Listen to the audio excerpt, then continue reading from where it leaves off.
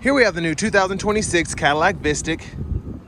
This one comes in the premium luxury trim level. This color is stellar black metallic. And then we have the phantom blue vegan leather interior. We get an electric motor on each axle, up to 300 miles on a full charge. And then we get a max charge speed of 190 kilowatts with this vehicle in particular.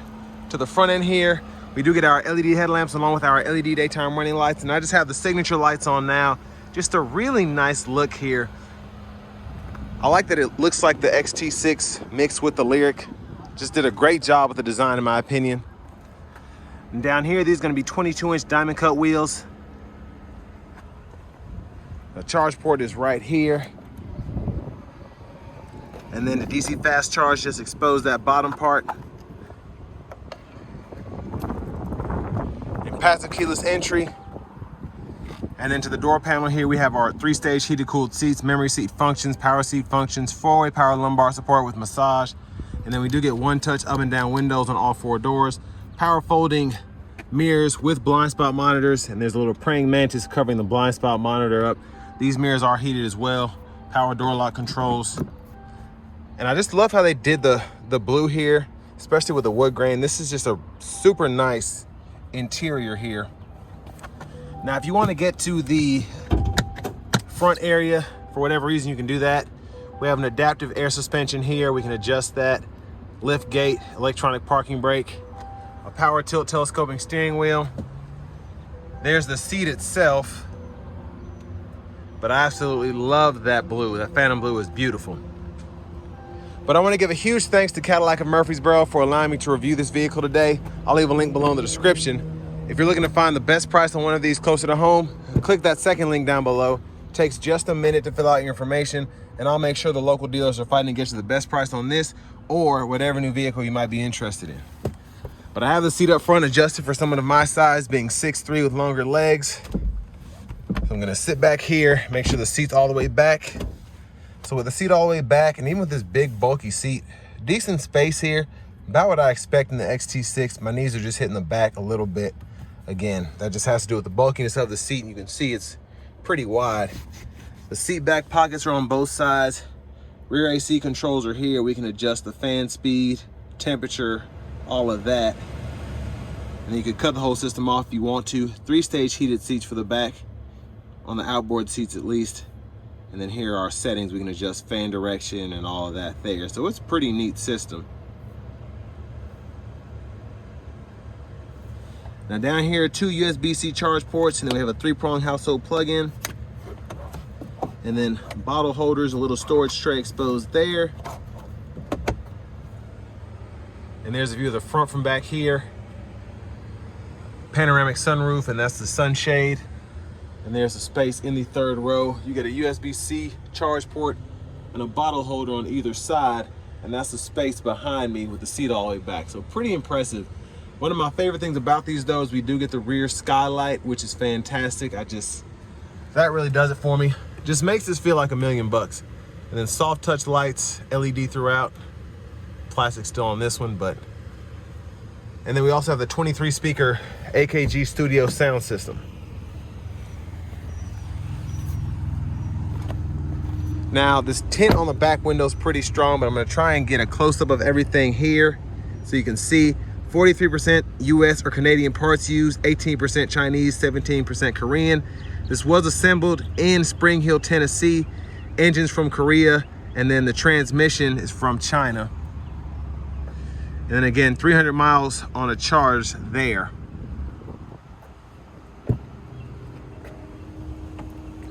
If you want to fold the seat, or tumble the seat, excuse me, hit this button here, and then that's easy access to the 3rd row if you don't want to go through the middle.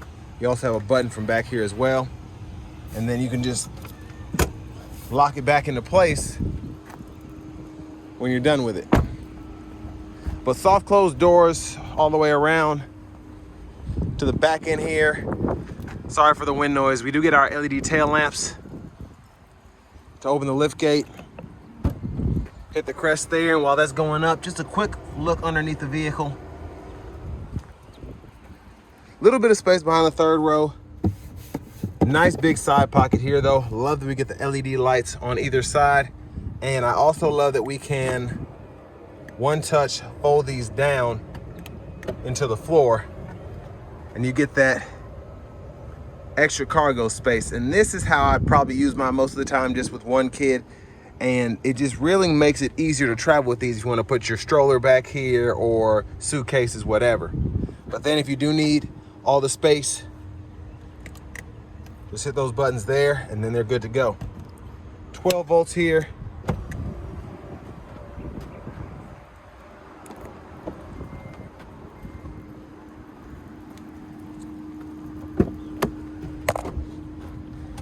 And then here's the rear passenger side.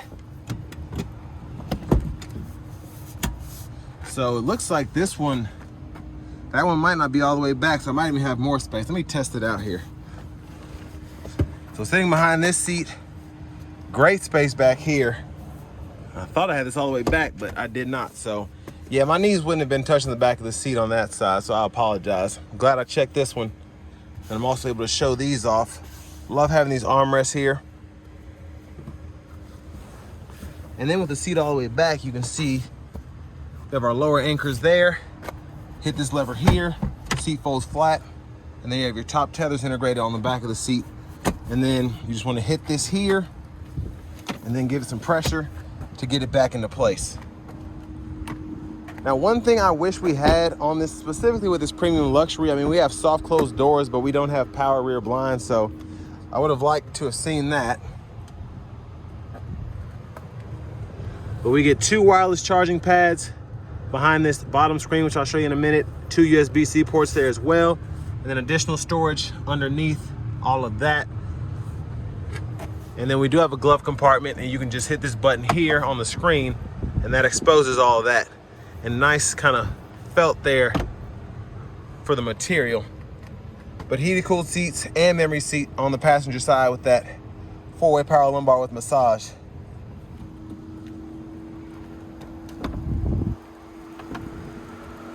Now back around to the front end, and that's just the AC, but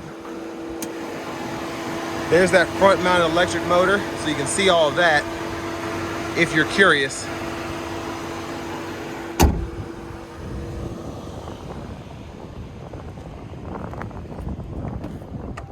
This wind loves to wait till I start filming to just start going nuts. But there are the blinkers in the back. And there's the blinker on the side mirror, front end. But let's go ahead and hop in the driver's seat.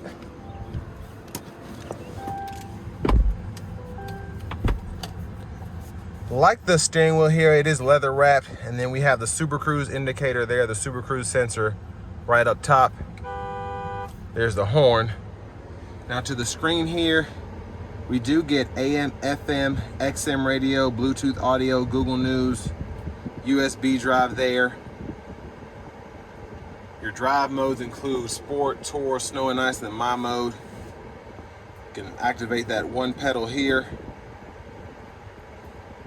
Now I will say with these screens, and I've said this before, this, especially on a day like today when the sun's right on top of everything, this gets super hot, so just be wary of that. Try not to touch back there. It's legit burning my fingers every time I tap it. But vehicle status is here. You can go over here and click on the animation to see energy usage, tire pressure monitors, all of that, or go into each sub menu right there. So pretty easy to do. And then your settings, vehicle settings are there, apps. Go down to system settings if you want to change your language or your units of measurement for whatever reason. But your vehicle settings do include team driver, rear seat reminder, buckle to drive, and you have your Super Cruise lane change. If you want to activate that, I don't really like it, but you can adjust all that there. And then your charging, you can go in here and adjust all of those settings. So everything that you need to do is right in here. Create a schedule and preconditioned temperature, all of that. Now, if you have ambient lighting equipped, you can adjust that here in the screen. And you have different styles, how it glows, all of that. So it's pretty intuitive. Auto park assist is here as well if you want to do that. So I like that you can actually park, and even for those of us that don't know how to get out of a parking spot, you can do that.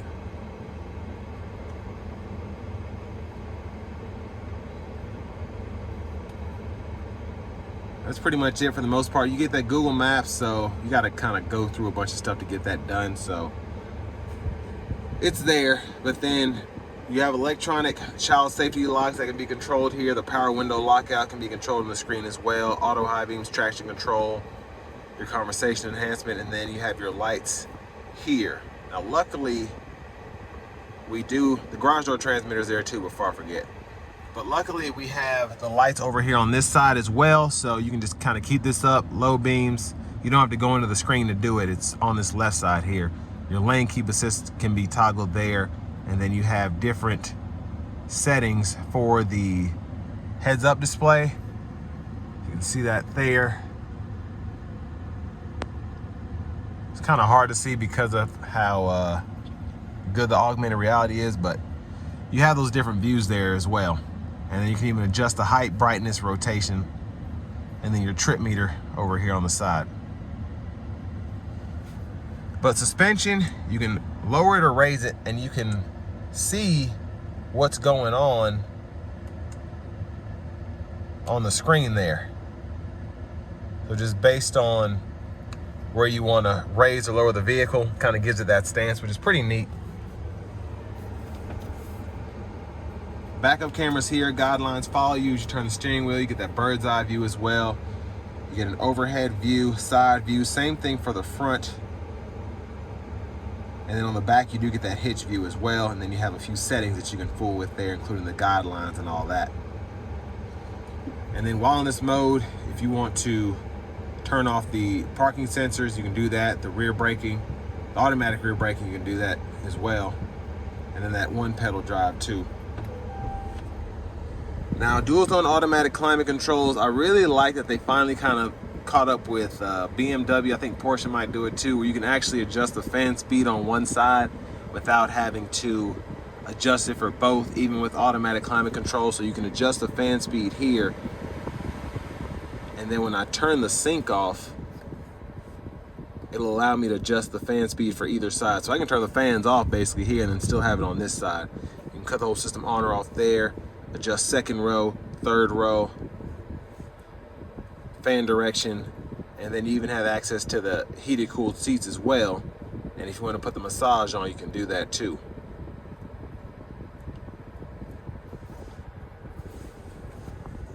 The bottle holders here in the middle. This is your volume knob, and I really like this. Very easy to use. Turn up, down, click to mute, and then you have your shortcuts here for audio, phone, nav, home, back, and then you can use this to scroll through or kind of go from page to page if you swipe it that way as opposed to turning it. Center console cubby space here, and that does include a USB-C port. You have your rear camera mirror, your hazards up here with OnStar. Now, this is pretty neat. We actually have a working sunroof, so it's not just a fixed glass roof. So that's for the sunshade there, and then that's the tilt on the roof, and you can open or shut that there. But there's a look at the back seat. And again, that camera mirror you can turn on or off. There's the vanity mirror. And this is a vehicle that stickers for almost $95,000. So a lot of this stuff, it's the least I could get, I feel like. It's a lot of money for this. But intermittent wipers on this side, rear wipers, and then you can pull either way for that rear fluid, front fluid. And then for the shifter, hit the brake, pull for neutral, pulling up for reverse, pull and down for drive, press P for park. And then to the actual steering wheel, left side, you can adjust the regenerative braking on the fly if you don't have it in one pedal mode. I keep mine in one pedal mode 100% of the time, so. And then for gap adjust, for the adaptive cruise, you can do that, set the speed. To activate the cruise, click this button here, or when you turn it on, hold this X here, and that'll get you to the standard cruise, and then you can just hold it again to get it back to adaptive. But this activates the Super Cruise when enabled, and then we do have the heated steering wheel toggle there. Voice recognition, mute, track list, radio station presets, volume, then you have an audio source button, phone button, and then when those are up, you can use this to scroll through when applicable. And then finally, here's your key fob with remote start. And then we don't have push button start, but it's activated on the screen. So basically when you hop in the vehicle, hit the brake, it turns on, and then when you put the car in park, open the door, it cuts off, or you can do it manually here to make the vehicle either stay on or to cut it off without waiting to get out. But next, let's go ahead and take this 2026 Cadillac Vistiq Premium Luxury out on the road for a test drive. So starting the test drive in this Vistiq Premium Luxury, the Vistiq Luxury is, I think, $80,000, around that price point. So for an extra 15 grand, I wasn't sure what all the Cadillac could do to make it worth that money, but there is a huge difference between the luxury and the premium luxury, and that's saying something because I think the luxury is a phenomenal vehicle. But this premium luxury, it really does, it has a ton of extra features. I love this heads-up display with the augmented reality. Love having the sunroof where we can actually slide and tilt that. But just having the massage seat, heated cooled seats, and then this wood grain, this really does feel like a six-figure vehicle, at least on the inside. I'm gonna give myself a little space to give this a pull here in sport. Let's turn the V on as well. VMAX, here we go.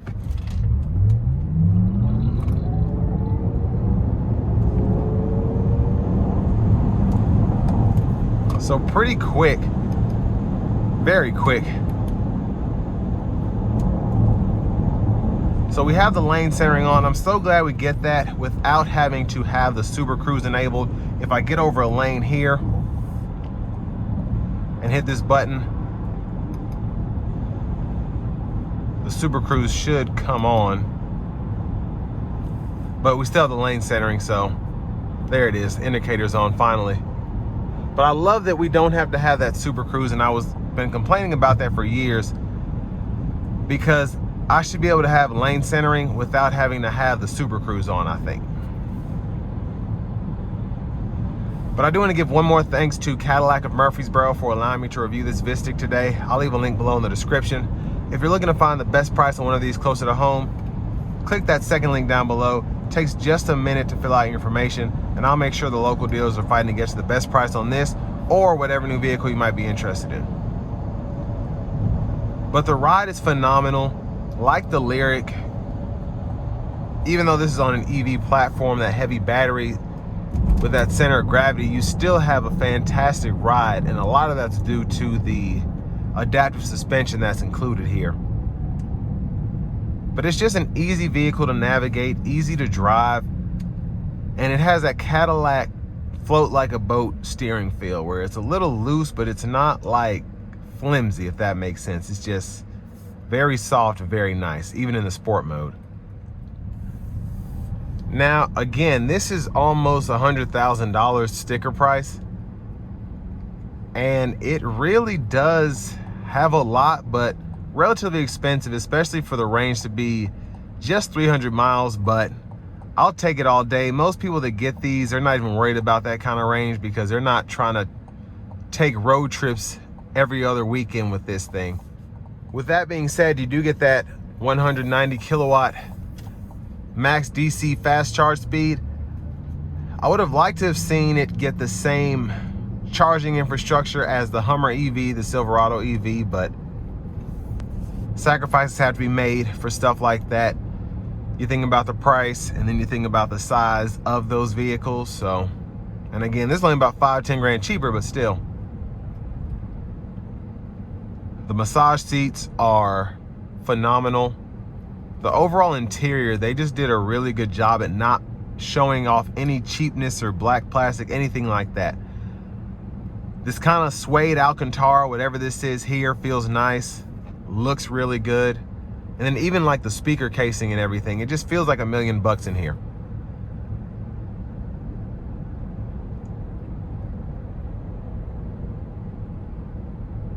And the car actually cools down really nicely. It's 90 degrees and the feel like temp with the humidity is 100. I'm only on half power from the fans here. And even though this is kind of weird, once you get used to it, it makes a lot of sense, because at first I couldn't figure out a way to actually get it to go directly at my face because I'm taller, but I was kind of able to maneuver it to get it there, and it just makes it really comfortable in here. Even though the fan space there is small, you're able, again, to get it how you want to just because of the mechanism that's inside there, if that makes sense.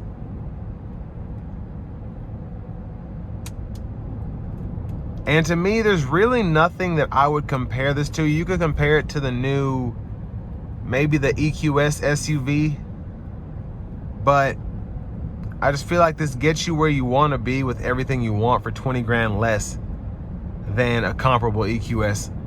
Similar space, you get that third row, and again, this phantom blue leather here is super, super nice.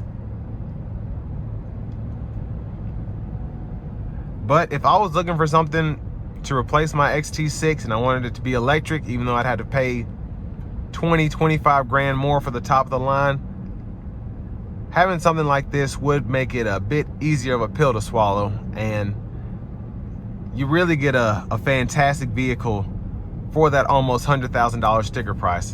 And with all that being said, this will bring me to the end of my review of this 2026 Cadillac Vistiq, and this one's a premium luxury trim level.